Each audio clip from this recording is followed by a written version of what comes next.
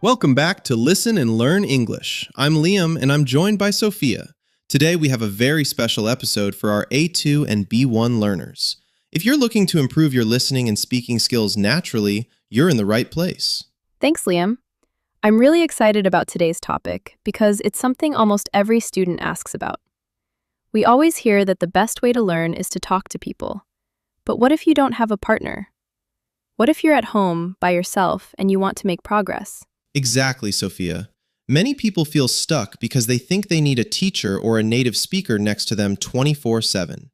But the truth is, some of the best English learners I know did most of their work alone. So, today we're going to talk about how to study English when you're alone. I love that. You know, I actually prefer studying alone sometimes. It's less stressful. You don't have to worry about making mistakes in front of others. You can just experiment. That's a great point. The fear factor is gone. So, Sophia, if you were sitting at home right now with 30 minutes of free time, what's the first thing you would do to practice? Well, I think the most powerful tool we have is our own voice, even if no one is listening. I always recommend the narrating your life technique. Have you tried that, Liam? Oh, all the time. Even now, sometimes I catch myself doing it. For our listeners, that basically means describing what you are doing in real time. Like, I am walking to the kitchen. I am opening the fridge. I'm looking for the milk. Oh, we're out of milk. Right. It sounds a bit silly at first, but it's so effective for A2 and B1 learners. It forces you to connect your physical actions to English words. You stop translating in your head and start living in the language. And it helps with those small, everyday words that we often forget. We might know big words like environment or technology, but do we know the word for spatula or faucet? Narrating your day helps you find those gaps. Definitely. And speaking of speaking alone, there's another technique I love called shadowing. Shadowing is a classic. For those who don't know, it's when you listen to a recording of a native speaker, maybe a podcast like this one, and you try to repeat exactly what they say, almost at the same time. You're like a shadow following them. Yes, and the key is not just to say the words, but to copy the emotion and the rhythm. If the speaker sounds surprised, you should sound surprised. If they slow down for emphasis, you slow down too. It's like music, isn't it? English has a specific melody.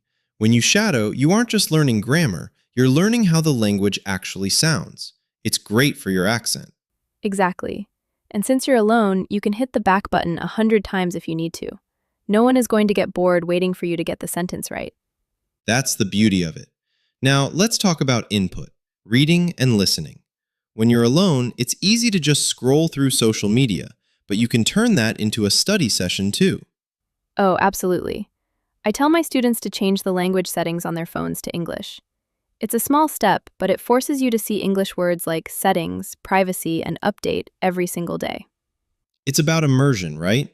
Creating an English bubble around yourself. What about watching movies or series? I know a lot of learners do that, but sometimes they feel like they aren't actually learning. They just get lost in the story. That's a common trap. If you just watch with subtitles in your own language, your brain stays in your native language. If you want to study alone effectively, you have to be active. I like to watch a short scene, maybe 2 minutes, with English subtitles. Then I watch it again without subtitles. Finally, I try to write down what I remember. That's a deep dive.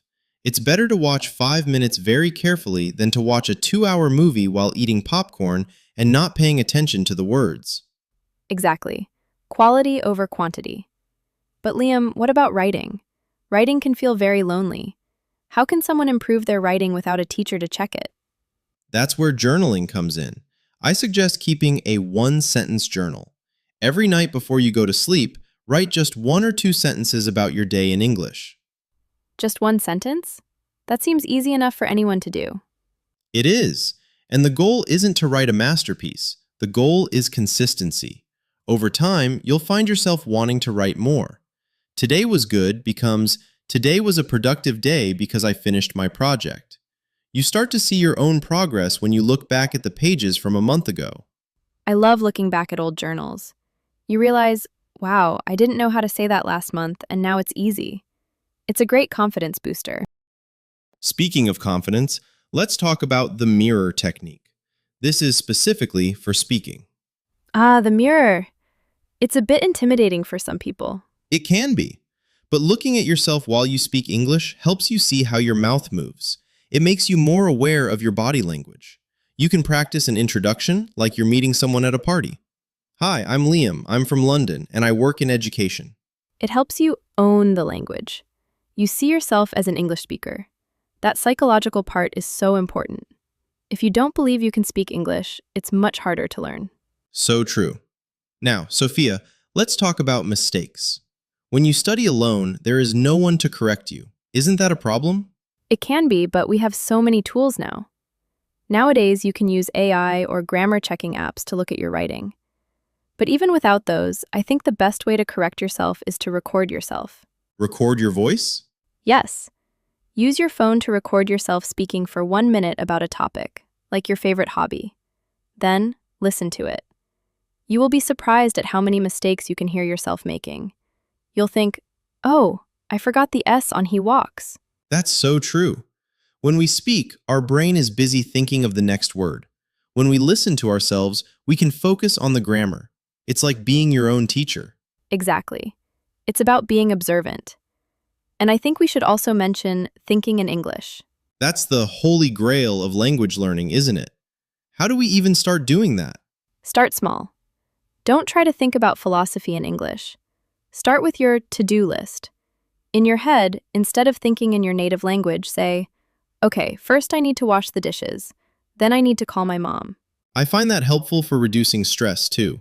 It makes the language feel like a tool rather than a school subject. Right.